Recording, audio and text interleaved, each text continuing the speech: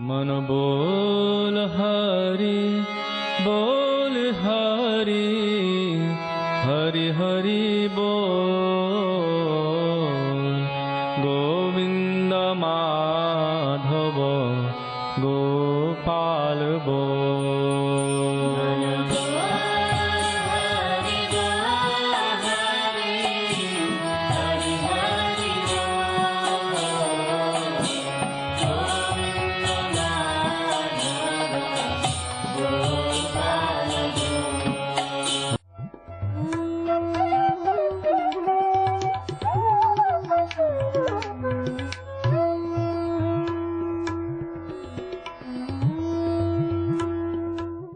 विष्णुपाद अष्टोत्तर शत श्री श्रीमद् भक्ति वेदांत नारायण गोस्वामी महाराज जी का शुभ आविर्भाव सन 1921 में बिहार के बक्सर जिले में मौनी अमावस्या के दिन अर्धरात्रि में हुआ था।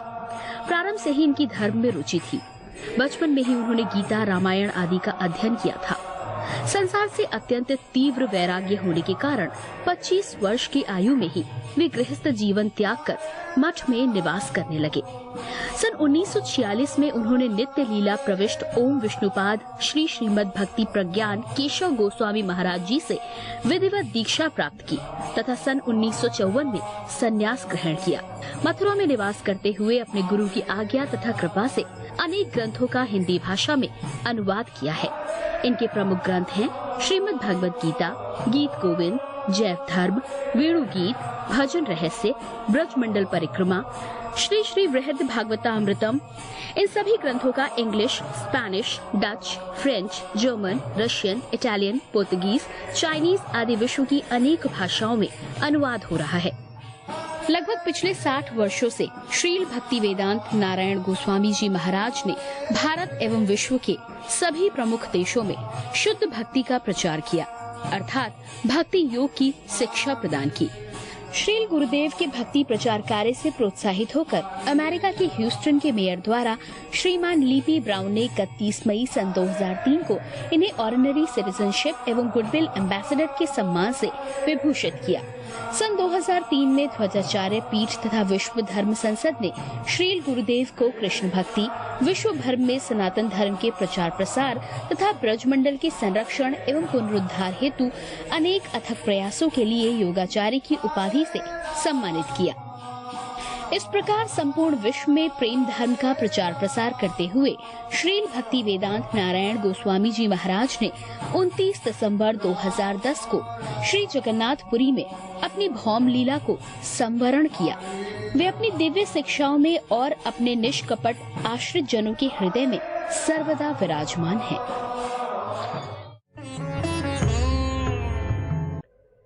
सबसे पहले मैं अपने गुरुदेव नित्य लीला प्रविष्ट ओम विष्णुपाद अष्टोत्तर शत परिवर्जिकाचार्य श्री श्रीमद् भक्ति वेदांत नारायण गोस्वामी महाराज जी के चरणों में प्रणाम करता हूँ। नित्य लीला प्रविष्ट ओम विष्णुपाद अष्टोत्तर शत परिवर्जिकाचार्य श्री श्रीमद् भक्ति वेदांत स्वामी शिला प्रभुपाद के चरणों में प्रणाम करता हूँ। अपने परम गुरुदेव नित्य लीला प्रविष्ट ओम विष्णुपाद अष्टोत्तर शत परिवर्जिकाचार्य श्री श्रीमद् भक्ति प्रज्ञान केशव गोस्वामी महाराज जी के भी चरणों में प्रणाम करता हूँ। आप सब भक्तों का, श्रोताओं का, दर्शकों का स्वागत है इस प्रोग्राम में। कल की श्रृंखला में उसी ही श्रृंखला को हम आगे बढ़ाते हुए हमारे भक्ति विनोद ठाकुर के आविर्भाव दिवस अर्थात उनके जन्म दिवस के अवसर पर जो भक्ति विनोद ठाकुर का अवदान अर्थात जो उनकी देन है हमारी इस गौड़िया संप्रदाय को, इस कृष्ण भक्ति की जो धारा उनकी जो खास चली है उसकी विशेषता को कल हम बता रहे थे। भक्ति विनोद ठाकुर सप्तम गोस्वामी के रूप में माने जाते हैं। हमारे संप्रदाय में जो इतने विख्यात हमारे 6 गोस्वामी हैं, श्री रूप सनातन भट्ट रघुनाथ, श्री जीव गोपाल भट्ट दास रघुनाथ, ये 6 गोस्वामी हैं। सप्तम गोस्वामी की पदवी दी गई है भक्ति विनोद ठाकुर को। उन्होंने इतना सुंदर कार्य किया कि उन्होंने कृष्ण भक्ति का जो शुद्धता है और जो विज्ञान है उन्होंने जो दिया है, आज हम उसी का विश्लेषण करते हैं। उन्होंने एक श्लोक की रचना करी।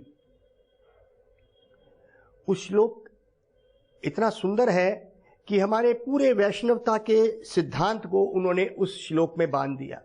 हमारे गुरुदेव नित्य लीला प्रविष्ट ओम विष्णुपाद अष्टोत्तरशत भक्ति वेदांत नारायण गोस्वामी महाराज तो यहां तक भी कहते थे, वो मेरा शिष्य नहीं है जो इस श्लोक को नहीं जानता। तो आइए आज हम जो भक्ति विनोद ठाकुर ने जिस श्लोक का निर्माण किया वो क्या है, हमारे वैष्णवता के पूरे सिद्धांत को अगर कोई हमसे पूछे कि आप वैष्णव कौन होते हो और आपकी भक्ति भजन क्या है, इस श्लोक में पूरा ही उन्होंने विज्ञान भर दिया। तो ये शुरू ऐसे होता है, आमनाय प्राहा तत्वम हरिमि परम सर्वशक्तिम रसाब्धिम तद्भिनाश्चाश्च जीवान प्राकृतिक कविलिताम तद्विमुक्तांश्च भावात् भेदा भेद प्रकाशम सकलमपि हरे साधनम शुद्ध भक्तिम साध्यम तत्प्रीति इवेति उपदेशति जनान गौरचंद्र स्वयं स। ये श्लोक में 10 चीजें बोली गई। एक एक करके मैं उसका वर्णन शुरू करूंगा। एक बार की बात है, क्योंकि हम जब गुरुदेव के पास जाते थे तो कभी कभी गुरुदेव बड़े गंभीर होते थे और गुरुदेव के पास कोई ऐसे ही नहीं जा सकता था। जब तक उनकी भावना को हम नहीं समझेंगे, गुरुदेव एकदम क्रोधित हो जाते थे कि इस व्यक्ति को इतना भी नहीं पता। एक बार ऋषिकेश की बात है, गुरुदेव सुबह सुबह सैर के लिए जा रहे हैं, तो मैं गुरुदेव के पीछे पीछे भाग के आया। तो गुरुदेव ने मुझे देखा, सीधा मुझे बोला, वो भक्ति विनोद ठाकुर का श्लोक बोलो, आमनाया। गुरु की कृपा से ही मैंने उस श्लोक को बोल दिया अपनी टूटी फूटी वाणी में। गुरुदेव बहुत प्रसन्न हुए। मेरे को ये श्लोक, क्योंकि गुरुदेव ने प्रसन्न हुए, इसलिए इस श्लोक को मैंने अच्छी तरह अपने मन और हृदय में रख लिया। आइए हम उसका आस्वादन आपके साथ करते हैं। हमने अपने सदगुरु भक्ति वेदांत नारायण गोस्वामी महाराज जी से इसका विश्लेषण कई बारी सुना। हम आपको सुनाते हैं, क्योंकि ये आज भक्ति विनोद ठाकुर के आविर्भाव मतलब जन्म दिवस पर अगर हम इसका विश्लेषण करेंगे, इसके ऊपर कुछ व्याख्या करेंगे, तो हमें भक्ति विनोद ठाकुर की कृपा मिलेगी। संतों की कृपा से हम भक्ति में आगे बढ़ते हैं। ये उनका सबसे ऊंचा हमारे पे आशीर्वाद है। हम एक साधु के पास जाते हैं, अरे हमारे बेटे की शादी हो जाए, हमारी बेटी अच्छे घर में चली जाए, हमारे पैसे आ जाए, हमारा बिजनेस चल पड़े। ये सब भौतिक चीजें हैं जो इस शरीर के साथ सीमित हैं और ये हमें सुखी करने वाली ज्यादा दिन नहीं है। ऐसा लगता है कि ये सुखी करेंगी, ये यहीं पे ही रह जाती हैं और जीवन खत्म हो जाता है। बड़े बड़े जिनके पास सब कुछ धन दौलत भी है, वो भी बड़े दुखी हैं। तो कहते हैं संत से क्या मांगना है? संत से उसकी जो भावनाएं हैं भगवान के प्रति प्रेम की, वो आशीर्वाद है उनका, अगर वो ग्रहण हो जाए तो संतों से यही मांगना भाई। ये छोटी मोटी चीजें हमारे कर्मों से हमें मिलती रहेंगी। तो यहाँ पे आज हम भक्ति विनोद ठाकुर के चरणों में प्रणाम करते हुए इस श्लोक में प्रवेश करते हैं। आमनाया प्राहा, प्राहा मतलब कहा गया, आमनाय मतलब वेदों और पुराण और उपनिषदों की वाणी को गुरु और गुरु परंपरा के मुख से ग्रहण करने को आमनाया बोला गया। सीधा वेदों और पुराणों को पढ़ने के लिए नहीं बोला गया। यहां पे बोला गया क्या? संतों की मुख की वाणी से जो वेद शास्त्रों का निष्कर्ष उन्होंने निकाल दिया, उस परंपरा में जो ज्ञान है उसको प्राप्त करने को बोलते हैं आमनाया। आमनाय। तो देखिए हमारा पहला सिद्धांत क्या है, ये वैष्णवता का पहला सिद्धांत है, वेद पुराण और उपनिषदों की वाणी को गुरु और गुरु परंपरा, सदगुरु की परंपरा से प्राप्त करने को आमनाया बोला गया। जो मैंने श्लोक बोला आमनाया, इसको आमनाय बोलते हैं। तो जो वाणी, जो विज्ञान उनके मुख से हमने लिया, उसी को ही, उसके आधार पर हम 9 सिद्धांत और आपके सामने आज बताएंगे, जिसको कहते हैं वैष्णव सिद्धांत। कोई अगर हमसे पूछे कि आप वैष्णवता क्या होती है, आप गौड़िया संप्रदाय में वैष्णवता किसको कहते हैं, कृष्ण भक्ति किसे कहते हैं, तो इस बात को हम समझेंगे, इस श्लोक को हम उसको बता देंगे। तो कहते हैं आमनाय प्राहा, बोला गया आमनाय। दोबारा मैं बोल देता हूं, गुरु वैष्णवों के मुख से उन वेद पुराण को जो उन्होंने अपने हृदय में धारण किया, उसके निष्कर्ष को, जो उन्होंने सिद्धांत बनाए, उनको ग्रहण करके, तो उनके मुख से जो हमने सुना, उस परंपरा से, उसको कहते हैं आमनाय प्राहा। तो इस गुरु मुख से जो हम विज्ञान ले रहे हैं, तो पहला सिद्धांत क्या हुआ, आगे सुनिए। आमनाय प्राहा तत्वम हरि मी परम। तत्व क्या है, हरि परम सत्य है, उससे ऊपर तत्व और कोई नहीं है। तो ये पहला सिद्धांत। क्या हम भगवान हरि कृष्ण उसी को ही परम सत्य या तत्व मानते हैं। जितने देवी देवता हैं 33 करोड़, वो उन्हीं की ही शक्तियों का विस्तार है। ये हमारा भागवत पुराण और वेदों का गुरु और सदगुरु की परंपरा में आते हुए, गुरु परंपरा की धारा में पहला निष्कर्ष उन्होंने निकाला। क्या, सत्वम तत्वम हरि मी परम, जो हरि है वो परम तत्व है। ये तत्व क्या है, वादंती तत्व तत्वविदास तत्वम यज ज्ञानम अद्वयम ब्रह्मेति परमात्मेति भगवान इति शब्दते। हमारे श्रीमद् भागवत में इसी बात को दोहराया गया। उन्होंने कहा कि वो जो परम तत्व है, हालांकि वो 3 रूपों में जाना जाता है। ब्रह्म जो निराकार, निर्विशेष, निर्गुण ब्रह्म जो सब जगह है, इस तरह से कुछ ब्रह्मवादी उस परम सत्य को मानते हैं। कुछ परमात्मावादी होते हैं, वो कहते हैं अरे भाई, भगवान हर हृदय में परमात्मा के रूप में, हर कण में परमात्मा के रूप में है। कुछ ऐसे योगी हैं जो परमात्मा का रूप यही मानते हैं कि वो हर कण में है, और ये बात भी सच है।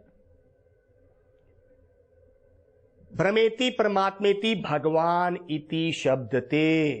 तो हमारे वादंती तत्व तत्वदास तत्वम यज ज्ञानम अद्वयम, वो अद्वितीय है, अजर है, अविनाशी है, और वो 3 रूपों में जाना जाता है, ब्रह्म, परमात्मा और भगवान। परमात्मा सबके हृदय में, लेकिन भगवान इति शब्दते, अगर आखिरी कंक्लूजन, आखिरी शब्द अगर उस तत्व के बारे में बोलना है, तो वो क्या है, वो भगवान स्वयं कृष्ण अपने गोलोक में बैठे हैं, और क्या उस रस को आदान प्रदान कर रहे हैं अपने भक्तों के साथ। मां यशोदा के साथ वात्सल्य रस में, नंद बाबा के साथ वात्सल्य रस, मां पिता के वात्सल्य रस में। लेकिन ब्रह्मवादी और परमात्मावादी वो इस रस को मानते नहीं हैं। वो कहते हैं हरि परम तत्व है, होगा, हम भगवान को ब्रह्म मानते हैं। ब्राह्मणो ही प्रतिष्ठा हम, भगवान ने भगवत गीता में कहा कि जो ब्रह्म अर्थात मेरी ही शरीर से निकला हुआ लिश्कारा, जिसको ब्रह्म कहते हैं, जिसको ब्रह्म ज्योति कह देते हैं ब्रह्मवादी, जो ब्रह्म ज्योति है, ब्रह्म ज्योत है, वो मेरे शरीर से निकली। भगवान भगवत गीता में कह रहे हैं ना, ब्रह्मणो ही प्रतिष्ठा हम, उसकी प्रतिष्ठा अहम, मेरे वजह से ही तो हुई है। सर्वस्य चाहम हृदय सिनिविष्टो, 15वें अध्याय का 15वां श्लोक भगवत गीता, भगवान ने बोला सर्वस्य, सबके, सर्वस्य चा अहम, मैं भी हृदय में बैठा हूं। अर्थात भी क्यों लगाया, क्योंकि आत्मा के साथ मैं भी बैठा हूं। तो भगवान ने बोला वो मेरे लिश्कारा और मेरी अपूर्ण सिद्धि बोले कोई अगर मानता है इसको, तो परमात्मावादी ब्रह्मवादी ठीक होंगे लेकिन कुछ हद तक। भगवान इति शब्द थे, तो स्वयं हरि जो है वो परम तत्व है, उसी के ऊपर आधारित परमात्मा और उसी पे ही ब्रह्म की प्रतिष्ठा हुई है। तो यहां पे पहला जो सिद्धांत निकला था वो आमनाया था, वेदवाणियों को गुरु के मुख से प्राप्त करना। तो पहला उसमें से निकला क्या, तत्वम हरिमी परम सर्वशक्तिम, वो हरि क्या है, अब उसका गुण बताना शुरू किया। तो ये दूसरा सिद्धांत, वो सर्वशक्तिमान है, वो हरि जो है सर्वशक्तिमान है। ब्रह्म और परमात्मा पूर्ण शक्तिमान नहीं हुए क्योंकि वो स्वयं अपना वात्सल्य रस, सखा रस, माधुर्य रस का आस्वादन ब्रह्म और परमात्मा में नहीं है। स्वयं कृष्ण में ब्रह्म और परमात्मा होते हुए भी वो उनका रस का आस्वादन ले रहे हैं। तो यहां पे दूसरा सिद्धांत क्या हुआ, सर्वशक्तिम, भगवान की अनंत शक्तियां हैं। तो भगवान की तीन मुख्य शक्तियां हैं। पहली शक्ति क्या है, बहिरंगा शक्ति, वो बाहरी शक्ति है। जो ये संसार और ये मोह माया है, ये बहिरंगा शक्ति है, और इसमें पड़े हुए जीव आत्माएं जो आ जाती हैं यहां पे भगवान से अलग होके, तो कहते हैं वो जन्म मृत्यु का बंधन को पा लेती हैं। अंतरंगा शक्ति, भगवान की एक अंतरंगा शक्ति है जिसको कहते हैं भगवान का धाम। भगवान के जितने भी कार्य होते हैं भगवान की स्वरूप शक्ति अंतरंगा शक्ति करती है, भगवान की अपनी शक्ति। इस संसार में जो बहिरंगा शक्ति है एक जीव को दुख दे रही है, जन्म मृत्यु बुढ़ापा बीमारी का। भगवान की अंतरंगा शक्ति अर्थात जो भगवान के धाम में शक्ति है वो हमेशा सबको आनंदित करती है, वहां पे जन्म मृत्यु बुढ़ापा बीमारी नहीं है। एक भगवान की तीसरी शक्ति भी है, उसको कहते हैं तटस्थ शक्ति, तट के ऊपर। अर्थात जैसे नदी है, नदी का एक तट है, तो वहां पे तट पे कुछ ऐसी लोग हैं, जीव आत्माएं, इसको कहते हैं तटस्था शक्ति। अर्थात जो जीव आत्माएं हैं इनको बोला गया तटस्था। तटस्था क्यों बोला गया, तट के ऊपर, ऑन द शोर क्यों बोला गया, क्योंकि इसके पास स्वतंत्र इच्छा है, चाहे तो ये उस नदी में डूब जाए, ये इस तट पे ही रहे। अर्थात अगर हम चाहे हम अपनी स्वतंत्र इच्छा से भगवान के धाम जा सकते हैं, अगर भगवान का भजन करें। अगर हम भगवान को भूल जाएं तो हम इस संसार में रहेंगे, इसलिए हमें बोला गया तटस्था शक्ति। तो भगवान की सर्वशक्तिम, भगवान की अनंत शक्तियों में से तीन शक्ति मुख्य है, अर्थात बहिरंगा शक्ति जो ये संसार की माया है त्रिगुणी, इसको बहिरंगा शक्ति बोल दिया गया। भगवान की अंतरंगा शक्ति और भगवान की तटस्था शक्ति अर्थात ये जीव, क्योंकि ये जीव तट पे है, इसके पास स्वतंत्र इच्छा है, ये चाहे तो ये भगवान के धाम जा सकता है, इसके पास स्वतंत्र इच्छा है। सर्वशक्तिम रसाब्दिम, अब अब्दि मतलब समुद्र, भगवान पूरे रस के सागर हैं। ब्रह्मवादी और परमात्मावादी भगवान के अंदर रस नहीं देखते, परमात्मा में कोई रस नहीं है। ब्रह्म में ज्ञान हो सकता है, योगी मुनि अपनी योग सिद्धि से परमात्मा को पहचान तो सकते हैं इस ज्ञान में, ज्ञानी अपने ज्ञान से ब्रह्म को पहचान सकता है, लेकिन जो भक्त योगी होता है, जो भक्त होता है वो भगवान को पहचानता है, उसके रस को पहचान लेता है। जहां पे भगवान का रूप है वहीं पे तो भगवान का आदान प्रदान होगा।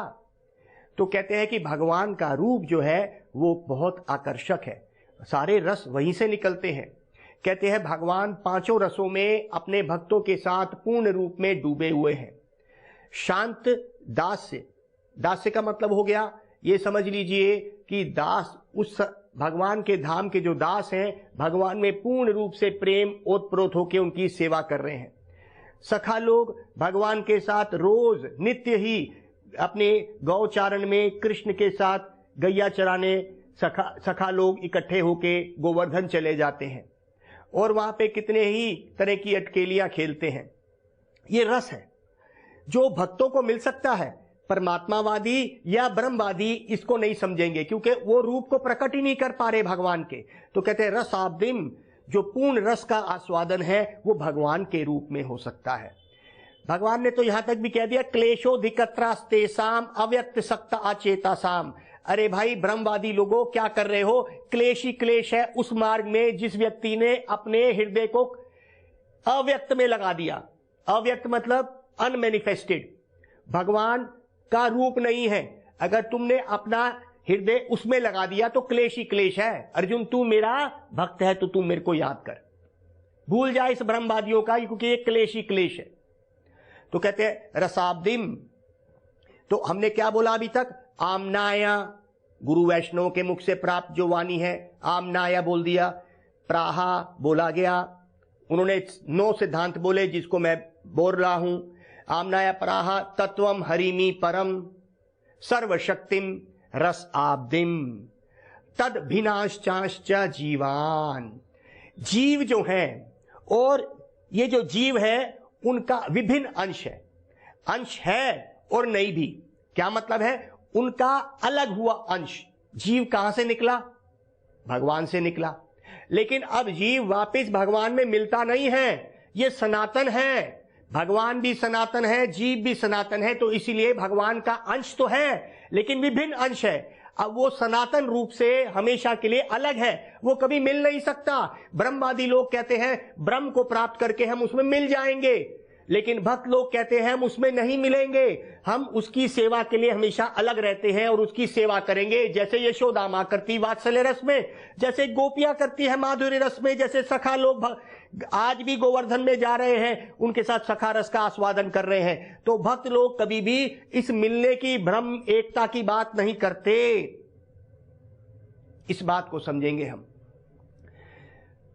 तद भिनाश्चाश्च जीवान। जीवा मतलब जीव, जीव उनका विभिन्न अंश है, विभिन्न अंश। जीवान प्राकृति कविलिताम। तो जीव जो है वो 2 प्रकार का बोला गया। प्राकृति कविलिताम। प्राकृति कविलिताम का मतलब है कि जीव जो है इस माया से कवलित है, कवर्ड है। क्या?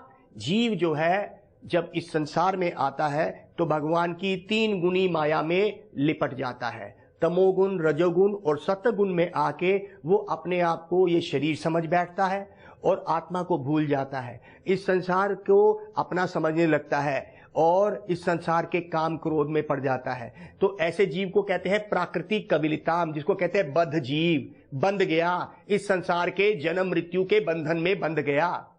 तो ये मैंने आपको 5वां या 6ठा सिद्धांत बोला। पहला है आमनाय प्राहा तत्वम हरिमी परम सर्वशक्तिम रसाब्दिम। भगवान रस वाले हैं, रसाब्दिम। तद भिनाश्चाश्च जीवान। वो जीव उनका विभिन्न अंश है।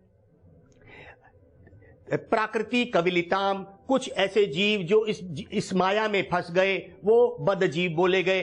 तद विमुक्तांश्च भावाद। और कुछ जीव मुक्त हैं जो भगवान के धाम में रहते हैं और वो इस संसार के जन्म मृत्यु बुढ़ापा बीमारी में नहीं रहते, उनको कहते हैं नित्य मुक्त। तो 2 प्रकार के जीव बोल दिए गए, बद्ध जीव और मुक्त जीव। तद विमुक्तांश भावाद। भेदा भेद प्रकाशम। ये हमारा 8वां सिद्धांत हो गया, जिसको कहते हैं अचिंत भेदा भेद। भगवान का जीव के साथ भेद है भी और नहीं भी। अब आप बोलेंगे ये कैसे? जीव जो है बड़ा अणु है, छोटा है, वो अज्ञानता में पड़ सकता है, माया में पड़ सकता है। भगवान विभु हैं, महान हैं, वो कभी माया में नहीं पड़ सकते। तो इससे वो भगवान और जीव बिल्कुल अलग है। लेकिन जीव नित्य है, भगवान भी नित्य है, इस गुण में वो एक है। जीव भगवान से ही निकला है, तो कुछ गुणों में भगवान से एक जैसा है कि वो आध्यात्मिक है, वो ये शरीर नहीं है, वो आध्यात्मिक है। जैसे आत्मा का गुण बोला गया, परमात्मा का भी वैसा ही गुण है। जैसे मान लीजिए समुद्र की बूंद और पूरा समुद्र। अगर आप समुद्र की बूंद को आत्मा से मिला दीजिए और पूरे समुद्र को भगवान से, अगर आप एक बूंद को उठाएंगे उतना ही नमकीन होगा जैसे पूरा समुद्र है, लेकिन कितना छोटा है। तो भगवान बहुत बड़े हैं, जीव बहुत ही अणु है। यहां से वो अलग है लेकिन दोनों नित्य हैं, वो एक भी हैं। तो भगवान का जीव से एक मतलब कि वो दोनों आध्यात्मिक हैं, नित्य हैं, सनातन हैं, लेकिन वो बहुत छोटा है, कौन? जीव। भगवान बहुत बड़े हैं, कोई मेल नहीं है। तो कहते हैं भेदा भेद प्रकाशम सकलमपि हरे। ये भगवान की जो सकलमपि हरे, हरि की ये सारी शक्तियां ही चल रही हैं। तो नौवां सिद्धांत जो वैष्णव सिद्धांत है उसको सुनिए। उसमें कहा गया साधनम शुद्ध भक्तिम। कहते भाई नौवां सिद्धांत क्या है? ये भक्ति विनोद ठाकुर बता रहे हैं। पूरी वैष्णव जितना भी हमारा विज्ञान है उसको उन्होंने एक श्लोक में बांध के हमें दे दिया। हम किसी को भी इस 15 मिनट के अंदर बता सकते हैं कि वैष्णव सिद्धांत है क्या। तो नौवां सिद्धांत क्या है? उन्होंने कहा साधनम शुद्ध भक्तिम। कहते हैं उसको प्राप्त करने का तरीका क्या है, जरिया क्या है? तो कहते हैं साधन क्या है? भगवान और जीव के अंदर जो साधन है पाने का उसको कहते हैं साधनम शुद्ध भक्तिम। भक्ति उसका साधन है उसको पाने का। भक्ति का क्या मतलब है? भगवान को प्रेम से पुकारना। कलयुग में यह लिखा गया है हरे नाम हरे नमैव केवलम कलौ नास्ते इवा गतिर अन्यथा। और कोई तरीका नहीं है भगवान को पाने का। तो भगवान ने यहां पे हमारे भक्ति विनोद ठाकुर ने नौवां सिद्धांत जब उन्होंने बनाया, उन्होंने कहा साधनम शुद्ध भक्तिम। साधन क्या है? उसको पाने का, उस लक्ष्य को पाने का भक्ति ही है एक साधन। उन्होंने नहीं बोला योग सिद्धि है, उन्होंने नहीं बोला कि भगवान के अंदर मन लगाना है और ध्यान लगाना है। ध्यान सतयुग का था। कलयुग में हरि नाम संकीर्तन, भगवान के नाम का उच्चारण जोर जोर से करके मन अपने आप ही उन लीलाओं में पहुंचेगा जब हम उन शुद्ध संतों के अनुगत्य में, उनकी गाइडेंस में अगर हम ये करेंगे। वरना हम घर में बैठे हुए 1000 बार हम कुछ भी करते रहे, हम 1000 भगवान का नाम ले लें, जब तक संतों की कृपा नहीं पड़ती एक व्यक्ति आगे नहीं बढ़ सकता। उन्होंने कहा साधन शुद्ध भक्ति है। शुद्ध भक्ति का मतलब बताइए। रूप गोस्वामी कितने सुंदर रूप में शुद्ध भक्ति का उच्चारण करते हैं, जिसमें किसी प्रकार की भी भौतिक कोई गंध मात्र भी ना हो, कोई हमारी इच्छा ना हो, सिर्फ भगवान को संतुष्ट करने की, बिना किसी लालच के भगवान को पुकारना। इसको कहते हैं शुद्ध भक्तिम। साधनम शुद्ध भक्तिम साध्यम। साध्यम मतलब हमारा लक्ष्य क्या है? साध्यम तत्प्रीति इवति उपदेशति जनान गौर चंद्र स्वयं स। ये बताया स्वयं गौर चंद्र महाप्रभु ने कहा कि जो लक्ष्य है हमारा वो है कृष्ण प्रेम। ये कृष्ण प्रेम क्या? कृष्ण प्रेम वो ही हमारा लक्ष्य है। कब ऐसा होगा कि हम गुरु वैष्णवों के अनुगत्य में उस प्रेम को प्राप्त करेंगे? हम इस संसार में प्रेम जो ढूंढ रहे हैं, हमें भक्ति विनोद ठाकुर ने उस शुद्ध प्रेम के बारे में बताया। वो प्रेम शुरू कैसे होता है? भगवान के नाम के उच्चारण से। आप सब भक्त लोग मेरे साथ भगवान के नाम का उच्चारण करेंगे। मैंने बार बार इस माला को बाहर निकाल के बताया। हर मनके के ऊपर पूरा भगवान का 116 शब्द का महामंत्र बोलिए। हरे कृष्णा कृष्णा कृष्णा हरे हरे, हरे राम राम राम हरे हरे। फिर दूसरे मनके पे चलेंगे। जाइए और अभी ही कोई माला खरीद के लेके आइए 108 मनके की, और भगवान का नाम लेना शुरू करिए और अपने मन को और जीवन को भगवान की सेवा में लगा दीजिए और जीवन को सफल करिए। गौर प्रेमानंदे हरि हरि बोल। कार्तिक मास के पावन अवसर पर 7 अक्टूबर से 6 नवंबर तक 84 कोस ब्रजमंडल परिक्रमा में भाग लेने हेतु संपर्क करें 8923598431 8923598431। मन बोल हरि हरि हरि बोल। गोविंद माधव गोपाल बोल।